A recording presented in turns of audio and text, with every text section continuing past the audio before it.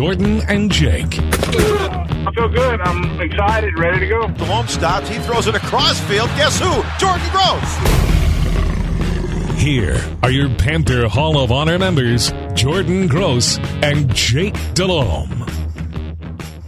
Jordan Gross here. Jake Delhomme, you're here, right? Yes, sir. Here? I am here. That's right. Okay. So that means we can have the Jordan and Jake podcast coming off the bye, recharged, refreshed. Seems like it's been a while since we played. Went to Germany. Well, you and I didn't. The team did. Got the win, back to bye. And now, Jake, as I logged on to my computer to get ready for our podcast today, I see that a pair of Panther legends were among the 25 semifinalists for the Pro Football Hall of Fame class of 2025. Luke Kuechly and Steve Smith. Your thoughts? Well, I don't need to say a whole lot about Steve. I think he should have been in already.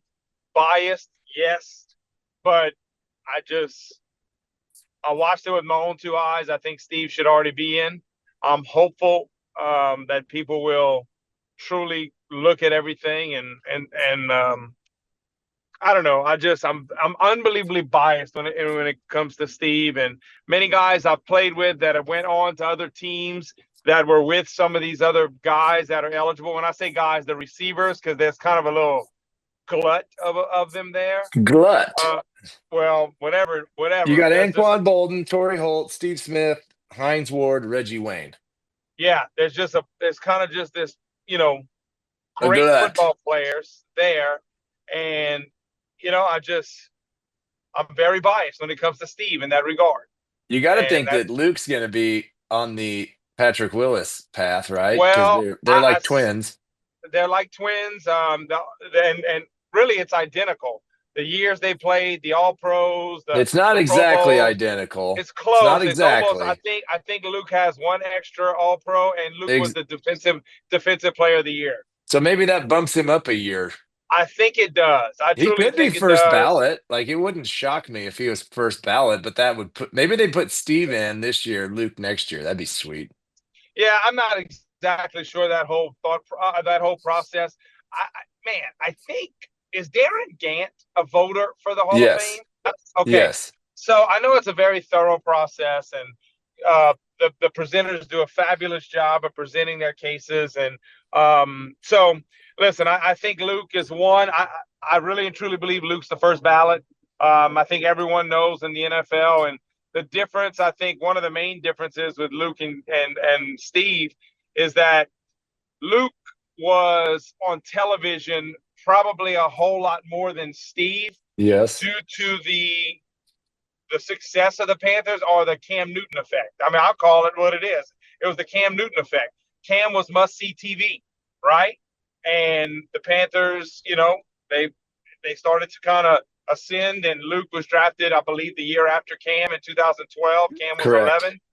And so there was a ton of primetime games, and so the world got to see this, stud of a linebacker who came out early from Boston College, was an All-American in college, came out after 3 years and just dominate. And, there's the videos of Luke. I think that's another thing that's gone in Luke's favor, is that you see all the clips, the NFL films the clips, and it's not only him mic'd up and the other players, our players talking about him, but it's the opposing team and the opposing quarterbacks. They're like, he would call out our plays like it verbatim. He knew every single one of them. And I think that's something that, everybody knows. I mean, players knew, and certainly Steve was the same way, but I just don't think Steve had as much maybe exposure in the primetime games. And hell, that's probably due to me. I had Cam been the quarterback during that time. Cam's way cooler than you. Cam's way cooler than you, Jake. And you know what? I'm okay to admit it, because you know why? I like Cam Newton. Cam Newton and I are friends. Proud to say we're friends. He always treated me with the utmost respect, my family, everything. And so I'm a huge fan of Cam. And he's way cooler than you. What has been fun, so talking about these Hall of Famers, we got another one in Julius Peppers, as you know. Those guys, along with Jonathan Stewart and Thomas Davis, and John Beeson. They all went over to Germany, and I know it's old information, but just more content has trickled out. You know what I mean? Over the last 10 days or so of that time over there, man, they look like they had a blast. We got to get on that next year, Jake. Like Well, second Jordan, tier. So they rolled out I, like the top tier. Then yeah, next year, maybe it'll go to like the second tier, and we could podcast from over there. That'd be sweet. that, I'm all in. Listen, this year I had some family obligations, and I wouldn't have traded that for the world.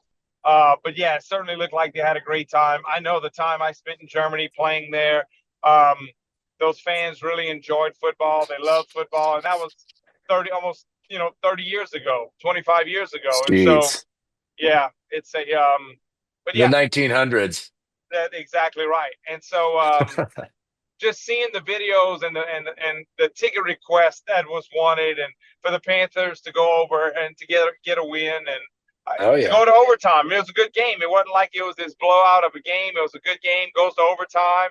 And win it on a kick by Eddie Pinheiro. This last weekend, changing topics drastically. I escorted one of my players on a unofficial visit to University of Southern California. Went to the Coliseum for the first time. Nice venue, Jake. You ever been there? Nice. No, I have not. Never been there. Never played there or anything. So no. So that's good to know. Uh, yeah, got to meet Lincoln Riley, who I was impressed by, and soak in some sun. Had a dinner with old teammate Ryan Khalil, who Nice.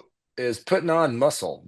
He did the typical lose weight, and he got kind of too thin and too weak looking. I was teasing him over, last couple of years, and he finally got back in the gym. Now his neck's all thick and his muscles are big. He looks sweet. Nice. You should ask him to send you a picture.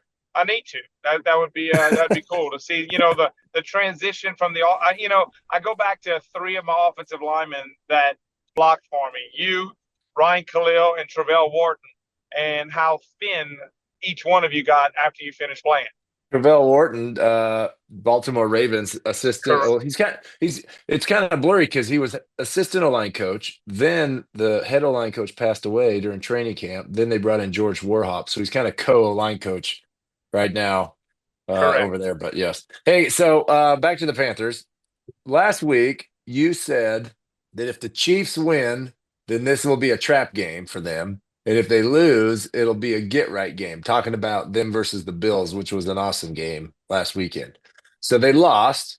So now you're saying this is the get right game for the Carolina Panthers. Let's talk our way through this thing. So yeah, Jordan, and I said that because that's exactly how it was going to be portrayed in the media, and that's how it's going to be looked upon. And I'm doubling down on that because the last couple of days I've listened to a lot of. I'm a big fan of NFL radio. I love listening to a lot of the guests. I love when Rich Gannon is on there. And some of the other guys, just legitimate guys. Alex Smith does an extremely good job.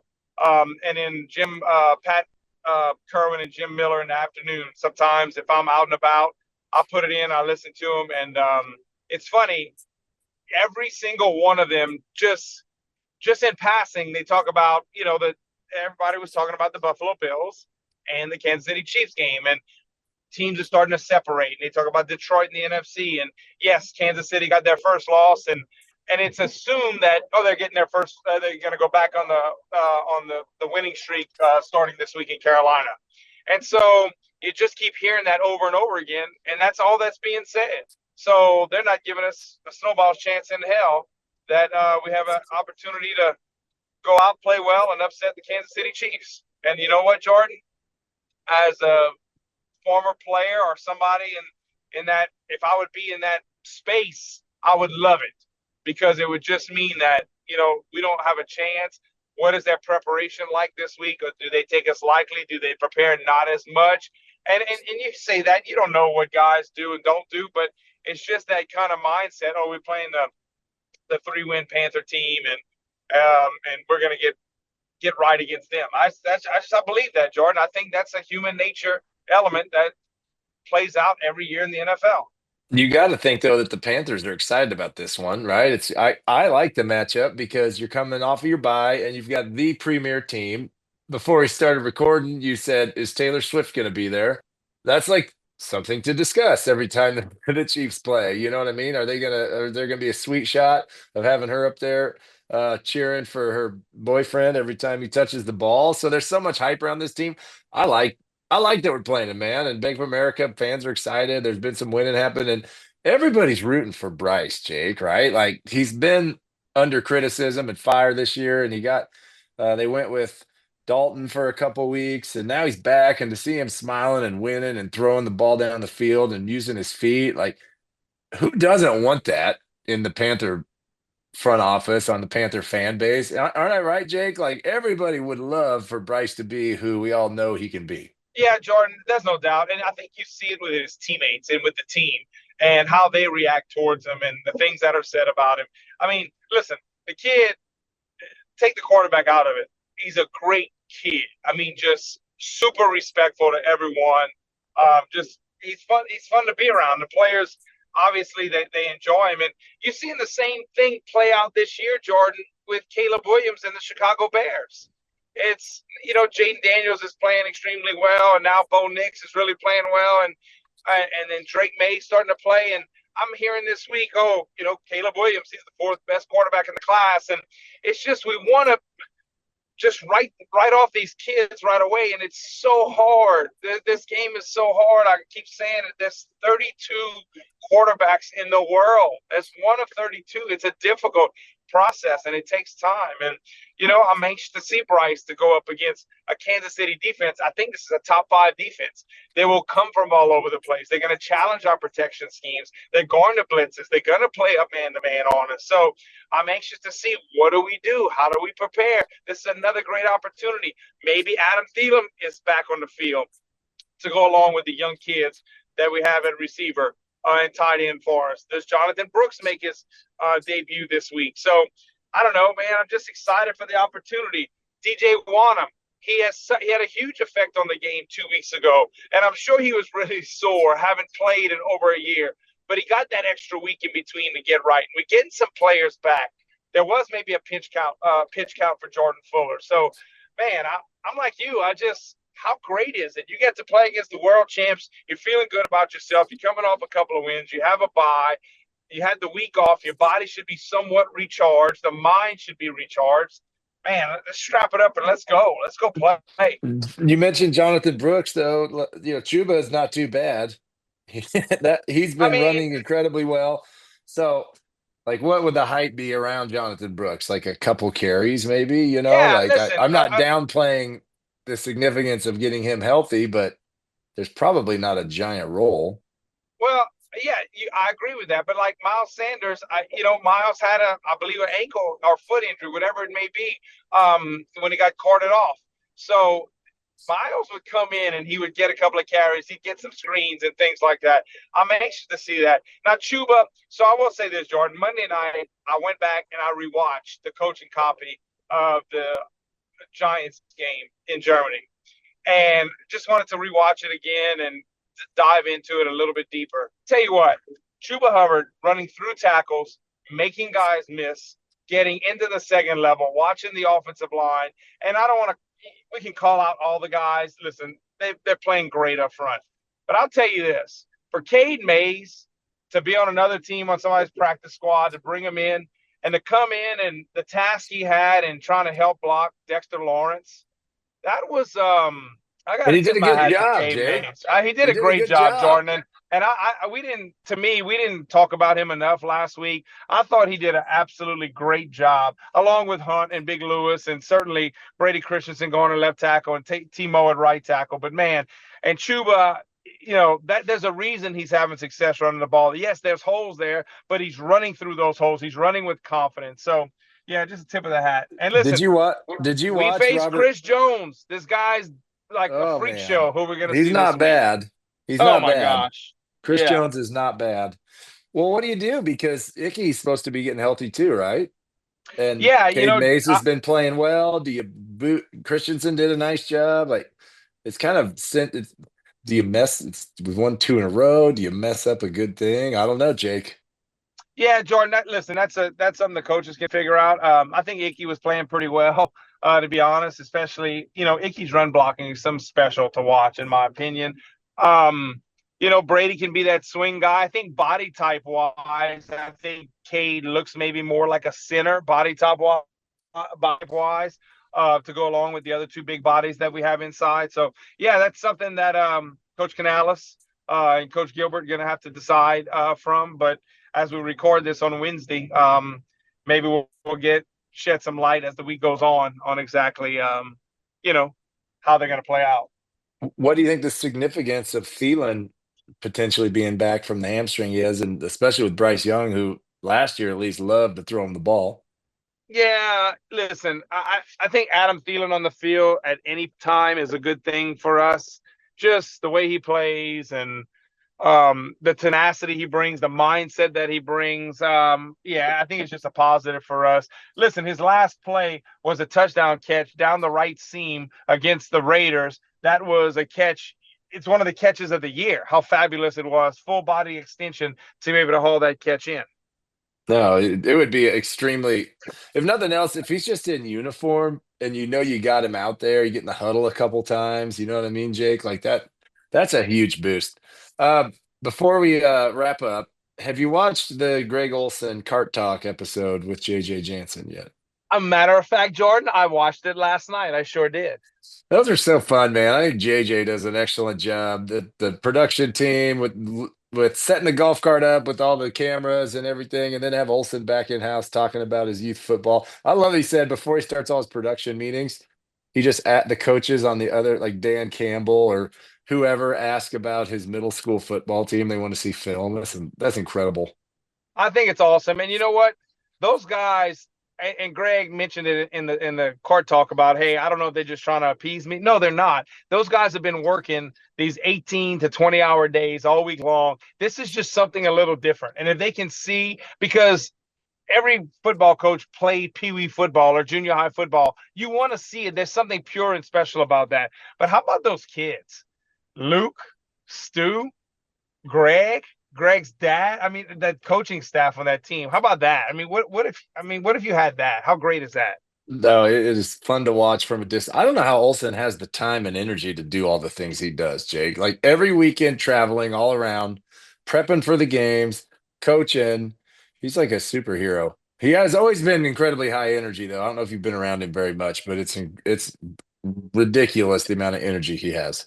Well, I was around him some his last year or so when I met him along the way and then started doing the radio. So it was Coach Rivera's last year, which, gosh, I think that was Greg's from what I remember, 19, unless I'm off a year, last year in Carolina. And just, yeah, it was pretty comical. I'd sit at breakfast or something off to the side and he would just talk, and him and JJ and that bunch and Luke and Christian. Yeah, so that was awesome to see. And yeah, very good guy.